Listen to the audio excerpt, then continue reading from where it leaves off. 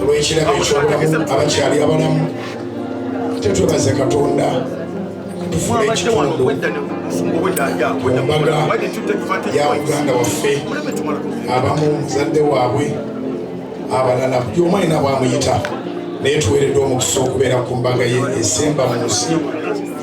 Katonda ffe bulungi tukwebaza olw'ekisa kyo ekingi. Abantu oluusi bagwa mu nnyanja emirambo ne gibula. Abantu oluusi bawambibwa ne bafulumizibwa ne batwalibwa ne bataddamu kulabikirako ddala. Naye tukwebaza nti ffenna abali wano tufunyeeko ku mukisa okujjanjaba Paul Kato Lubwama okutuuka lwavuddewo. Tukwebaza olw'ekyo nti watuwa omukisa omujjanjaba tituna kye tukabira nti singa tujjanjabyeko tafudde akisidenti. Ffenna lyekkubo wabula titumanyi tugenda tutya. Nkwegeridde Mukama wange taata, gumya famire, gumya ffenna ab'emikwano, gumya buli muntu yenna ali mu kifo kino, gumya eggwanga kubanga Kato Lubwama tabadde wa famire eno waali wagalamidde kati tayingidde na mu nnyumba naye abadde wa ggwanga, abadde wa nsi yonna. Buli muntu gy'ali Mukama mugumye era nkwegayiridde mpa ekisa obwedda nsaba ekisa neebuuza Mukama ntandikirawa okwogera ku mukwano gwange naye mpa ekisa Mukama nneme kubeera nze gw'oba obeerawo era gw'oba oyogera naffe ffenna nga nagweyogera nange mu linnya lya Kristo Yesu Mukama ffe, amiina.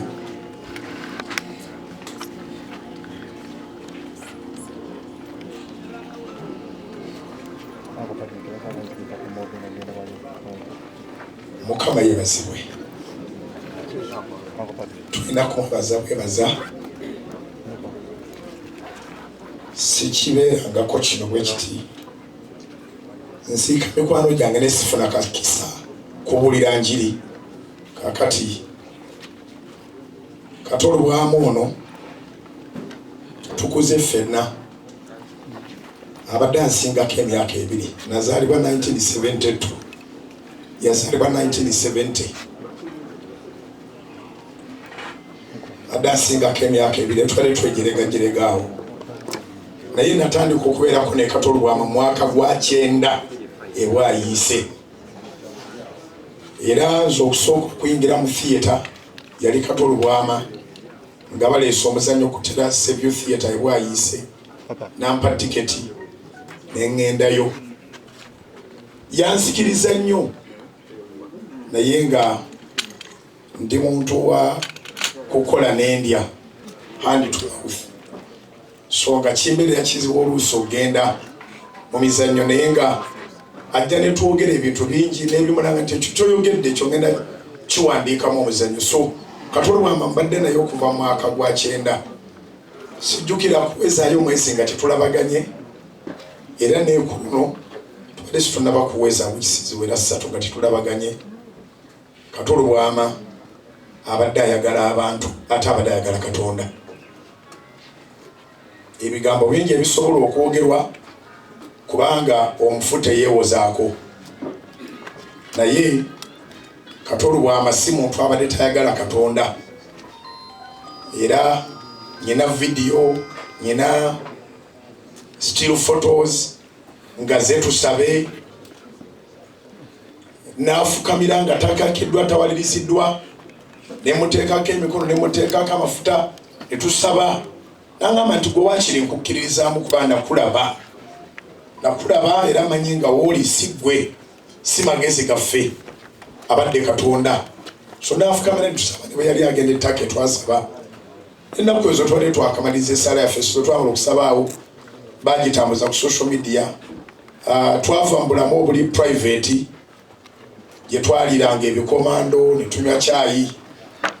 Twava mu bulamu obuwe butyo naffe sitwamanya ngeri gye twayingira bulamu bulabika nti bukwata ku buli muntu yenna ne bwe muba yinaawo wa kamera era ogenda olaba nga kyemukoze nga ddakiika emu bakisuddeyo. Naye tuli wano okujaguza obulamu bwa Kato Lubwama era nze ku lwange is a hero. Kato Lubwama is a hero. Gye twanyweranga cyayi mu kalu ne tuliirako kituliriddeko okuvaayo n'otuuka ku ddala lino lyatuuseeko nti ng'omulambo gwe gukalamiziddwa ewaka gukomeziddwa waka ne tusangibwa nti tulinamu omuntu omunene mu gavumenti, Deputy Speaker. Kya kitiibwa nnyo. This man has walked his journey. He has fought a good fight. Abadde fight atalyangako bya bwereere, tekituukikako kino. So nga ate tali wano wokka nti agendagendako mu theatre, National Theatre, naye ate agendagendako ne mu Parliament bwe nakitegeddeko. So gye tuva mu ghetto nnyo ffe bantu abatali na ssuubi nti balitwalayo ebirango byaffe ne bisomebwa nti twafudde. Naye Kato Lubwama, I celebrate him nti yatuuka n'okukola TV. You can imagine abantu abali batasuubira kutwalibwa birango kubisoma, n'akola TV. Era bwe yali agijjawo yajja n'aŋŋamba nanga nti wabula ndi musajja, ne mugamba ne siri musajja wabula Katonda yanyambye nyina abantu bannyambako tiyandisobodde kutambula. Nanga nti ebyaffe bizibu, abantu ne bambalaga emizannyo nga mirungi tebayinzaga nti basonde musasule bino mukole operational costs. Nanga nze njitadde naye n'aŋŋamba nti ayagala ssente ezivudde mu TV n'endala z'anaabafunye azimbe wano ku kasozi kana azimbewo theatre production. In fact plan ze zibadde zaakuva mu nnyumba eno azimbe walala wano wabeerewo production ya Katemba,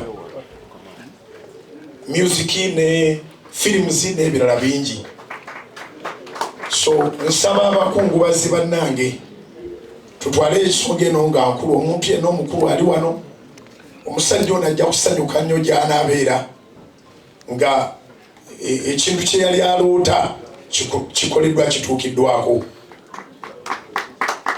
Yapangisa ekizimbe kikaba kya Muyindi awo Cold Kampala, era nampita tugende tulambula nanga nalese obutebe bulungi ne mu kaseera katono nga theatre ne bagijjeewo kubanga yali apangisa bupangisa. Owekitiibwa Right Honorable anti kakati emitwe gyatamusedda Deputy Speaker wa Parliament, tusaba kubanga betutuma gwe tuba tutumye omuntu omutuufu. Mu Uganda mulimu theatre emu, nze gye mmanyi, National Theatre.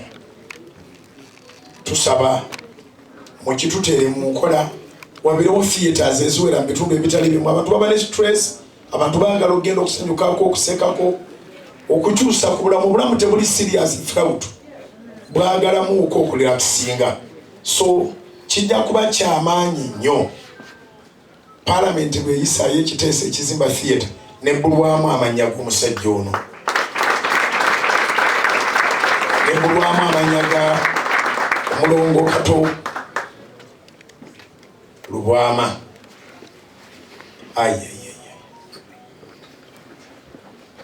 Abadde n'ebirowoozo birungi. Nsanyukidde nnyo ennaku ze ezisembyeyo nti yamanya nti omutima gwe gujja omutwala n'atusingako ffenna, n'ayiga balinga lipooti n'agiwumuza wali ebbali, n'alivinga the last days in the happiest way. Abadde musajja, bw'aba ayagala kyannyanja akifuna, bw'aba alina mukwano gwe nga baleeta kirina agamba nzijjaawo kukima kyannyanja, ndowooza mikwano gye mwenna mukimanyi.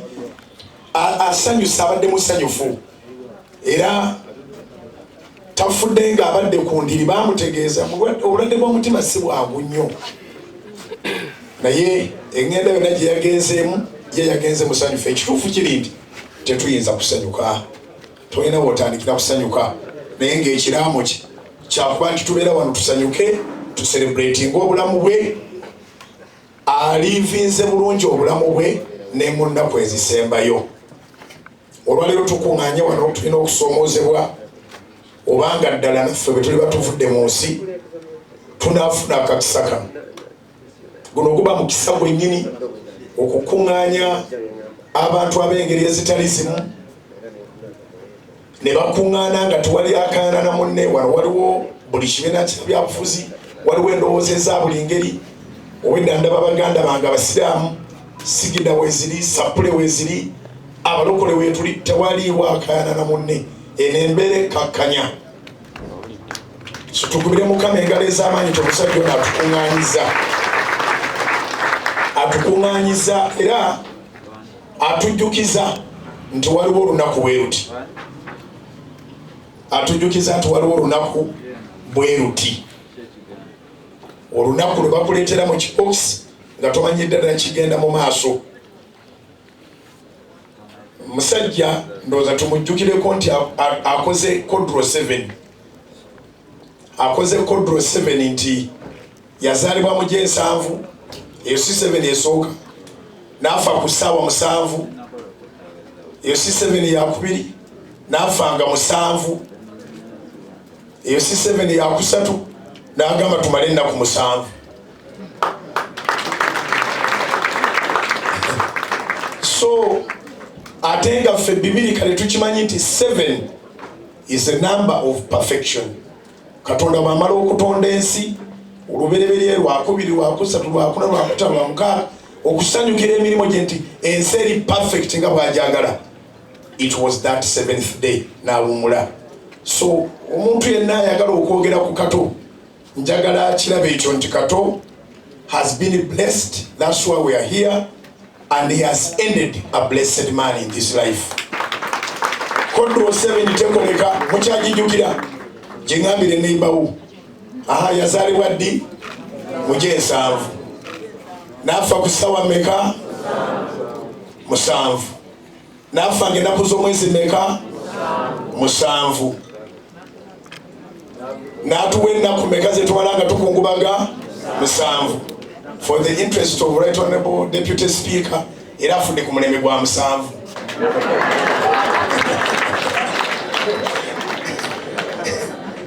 So ye buli w'omwetolooleza oleeta 7, a number of perfection.